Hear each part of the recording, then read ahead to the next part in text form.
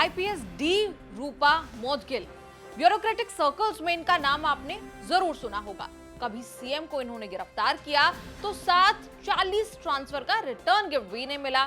आज वही डी रूपा फिर से सुर्खियों में है। दरअसल आईपीएस डी रूपा ने आईएएस रोहिणी सिंधूरी पर 19 गंभीर आरोप लगाए हैं और आईपीएस डी रूपा के खास एक आरोप ने सनसनी मचा दी है। दरअसल डी रूपा ने आईएएस रोहिणी पर यह आरोप लगाया कि उन्होंने अपनी कुछ प्राइवेट पिक्चर्स 3 मेल यानी पुरुष आईएएस ऑफिसर्स को भेजी। अब भले ही आईएएस रोहिणी ने सभी आरोपों का खंडन कर दिया हो, लेकिन 2 महिला आईएएस आईपीएस अफसरों के बीच का ये विवाद अब अखबारों की हेडलाइन बन गया है। अब जिन्होंने ये मामला उठाया, तमाम आरोप लगाए, उनकी बात कर लेते हैं। आईपीएस डी रूपा मोदगिल। आईपीएस डी रूपा तेज तरार आईपीएस अफसर मानी जाती हैं, हमेशा सुर्खियों में भी रहती हैं। ऐसा हम इसलिए कह रहे हैं क्योंकि ये ऐसी अफसर हैं जिन्होंने कभी सीएम को भी गिरफ्तार कर लिया था। यूं तो सत्ता में बैठने वालों से लोग थर-थर कांपते हैं, लेकिन डी रूपा के नाम से तो बड़े-बड़े नेता लोग भी कांपते हैं। तो ये बात है 2004 की, जब बीजेपी नेता और तब मध्य प्रदेश की तत्कालीन मुख्यमंत्री उमा भारती के खिलाफ गैर जमानती वारंट जारी हुआ था।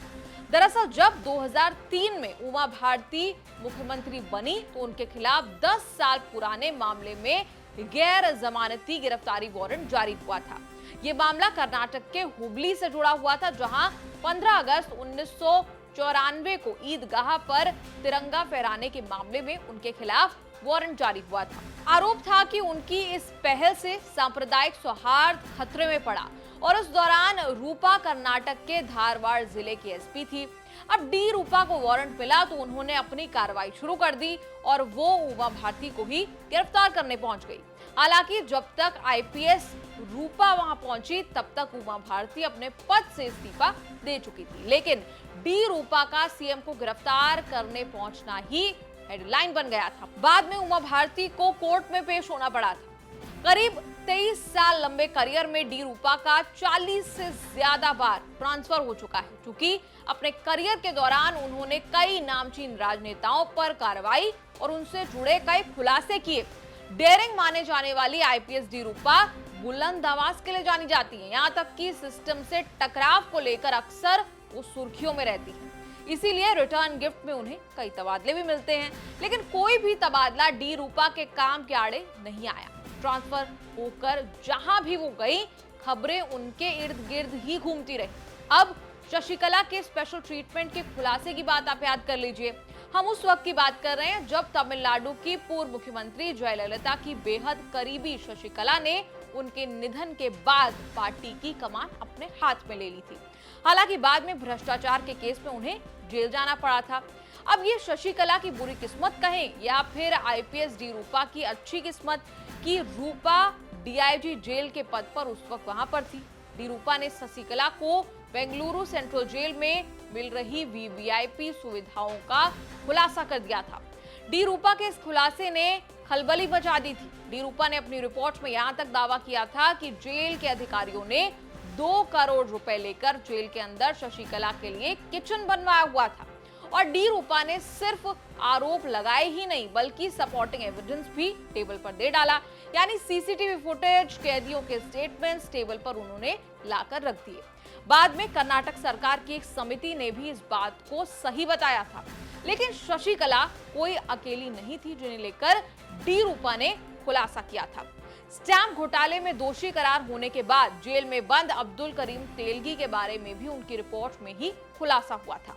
पता लगा था कि जिस करीम तेलगी के व्हील चेयर के लिए एक शख्स को साथ रखने की इजाजत अनुमति मिली थी, वो तो दरअसल जेल में 4 लोगों से मसाज करवाता था। फिर साल 2008 में डी रूपा ने पूर्व मंत्री यावगल को गिरफ्तार किया था। इतना ही नहीं, इसी मामले में उन्होंने अपने विभाग के डीएसपी श्री मासुटी को भी सस्पेंड कर दिया था।